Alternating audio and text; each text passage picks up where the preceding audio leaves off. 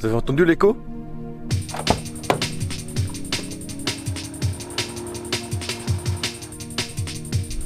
C'est la merde, je suis embourbé.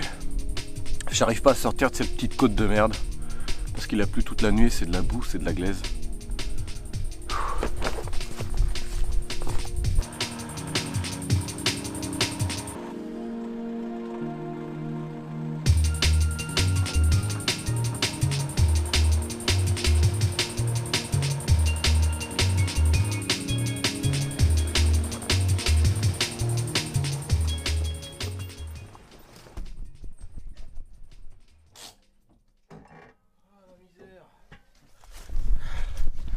J'ai réussi. Ah putain. Ouais, j'ai défoncé mes sangles. «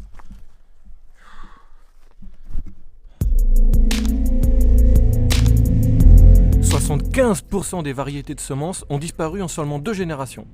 Aujourd'hui, on n'a plus le droit de cultiver, échanger et utiliser nos propres graines reproductibles. C'est devenu illégal. Pourtant, les semences sont la base de la vie et de notre nourriture. Ce cadeau de la nature devrait nous appartenir à tous. Leur privatisation vise à contrôler toute la chaîne alimentaire.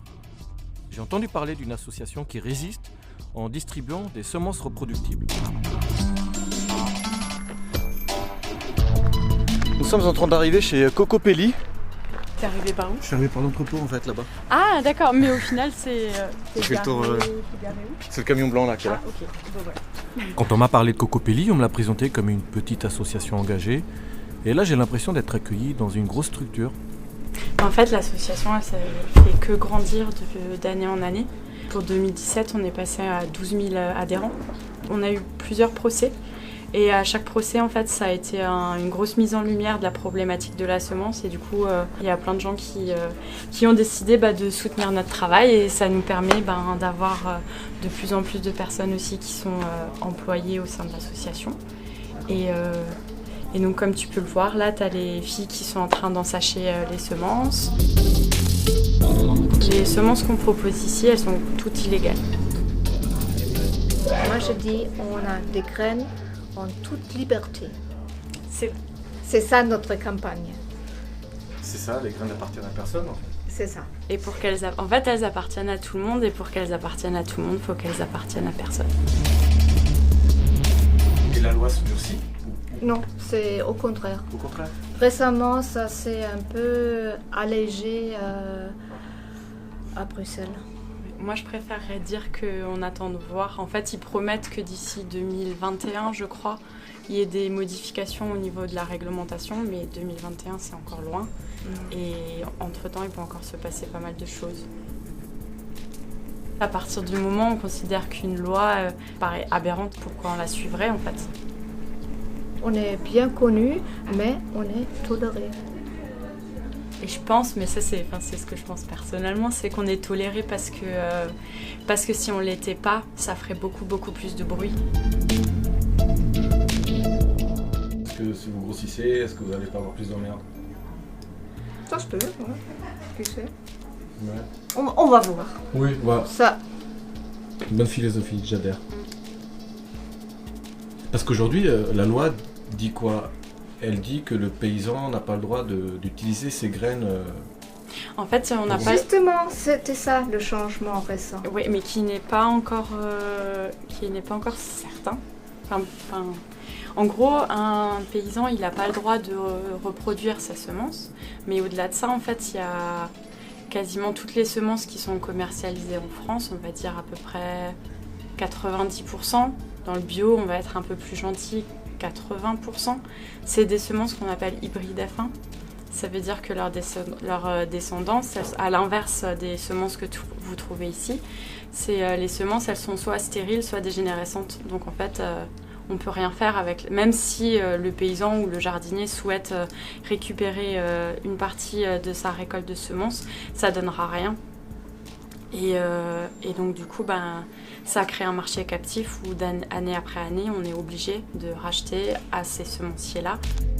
Et ça répond aux critères, la même forme, la même couleur. Parce que c'est des clones. Ceux qui veulent dans la grande distribution. Il faut que tout se ressemble, joli, le goût, on s'en fout. Et les qualités nutritionnelles, on les oublie aussi. Malheureusement, on est là, ouais. Alors, chez nous, pas une seule variété FN. En gros, vous vendez juste des graines normales, mais c'est déjà par la loi. Tout à fait. Parce que, comme on te disait avant, t'as 90% de chance quand tu achètes quelque chose, un légume ou même un produit qui a été transformé, t'as 90% de chance de tomber sur un légume qui ne provient pas d'une semence normale. 90%? Ah ouais. Et en bio, 80%. C'est à peu près ça les chiffres. Donc même en bio, en fait, quasiment tout le monde utilise les semences dont on te parlait avant, les hybrides F1. Oui, donc le mot bio, il est à revoir. C'est ça. Ouais. Enfin, en tout cas, selon nous, il est à revoir. Ouais. Ces semences dites hybrides F1, on leur a tellement réduit leur spectre génétique qu'elles ont besoin d'aide pour grandir. Et donc, du coup, c'est pour ça qu'elles ont besoin d'engrais, c'est pour ça qu'elles ont aussi besoin d'aide pour se défendre, c'est pour ça qu'il faut des pesticides. Parce qu'en fait, on leur a tout enlevé de leur spectre génétique pour qu'elles arrivent à se débrouiller par elles-mêmes. C'est aussi ça l'intérêt des semences reproductibles, c'est que si tu reproduis tes semences, elles vont se souvenir du sol dans lequel elles ont grandi et évolué, et donc la génération suivante, elle sera beaucoup plus à même de se... Plus adaptée à l'endroit où tu vas les mettre. La vente de semences leur permet non seulement de pallier aux frais judiciaires, mais aussi de mener leur campagne Semences sans frontières. Lincha, c'est elle qui s'occupe de Semences sans frontières. Ah, d'accord. Vous n'êtes pas en train de filmer là, si? Avec Semences sans frontières, on envoie des colis de semences reproductibles à des pays en voie de développement pour leur permettre à ces gens de retrouver une autonomie semencière et par ce biais-là aussi leur autonomie alimentaire et du coup aussi une liberté sociale. Alors, il faut savoir peut-être que pour ces gens-là, c'est très très difficile de se procurer des graines fertiles et parce qu'ils vivent souvent dans des pays où leur gouvernement, ils ont agréé des gros semenciers et donc ces gros semenciers, ils font que des hybrides F1, que des OGM, en fait des graines stériles. En fait, nous, si on souhaite en vendre quand même encore de plus en plus, c'est parce que plus on en vend, plus on peut envoyer de colis, en fait. Donc plus vous vendez, plus vous pouvez donner. C'est ça.